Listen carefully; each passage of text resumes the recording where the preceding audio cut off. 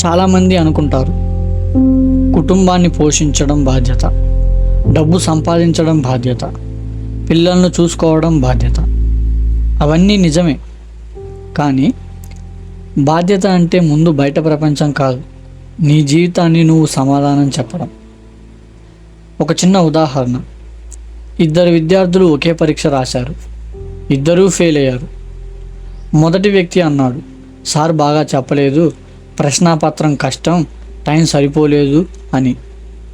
రెండో వ్యక్తి అన్నాడు, ఈసారి నేను సరిపడా సిద్ధం కాలేదు, తర్వాత బాగా సిద్ధమవుతాను అని అన్నాడు. ఇద్దరూ ఒకే పరిస్థితిలో ఉన్నారు. కానీ ఒకడు కారణాలు వెతికాడు, మరొకడు బాధ్యత తీసుకున్నాడు.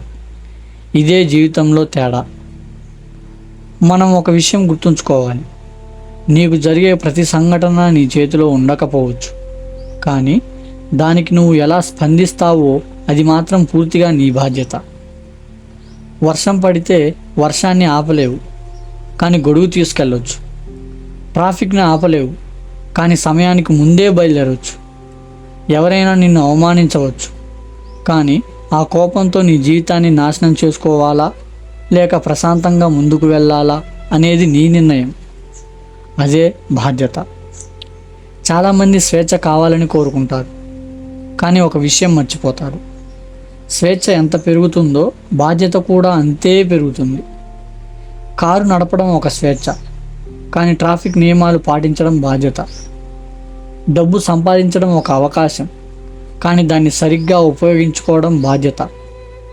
మాట్లాడే హక్కు అందరికీ ఉంది, కానీ ఆ మాటల వల్ల ఎవరికీ అనవసరంగా గాయం చేయకుండా మాట్లాడడం బాధ్యత.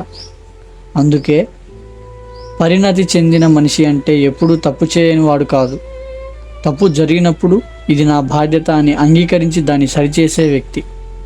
చివరిగా ఒక విషయం గుర్తుంచుకోండి, బాధ్యత అనేది భుజాల మీద మోసే బరువు కాదు, జీవితాన్ని మార్చే శక్తి. ఎందుకంటే కారణాలు వెతికే మనిషి అదే చోట ఉంటాడు, బాధ్యత తీసుకునే మనిషి మాత్రం ప్రతిరోజు ఎదుగుతాడు.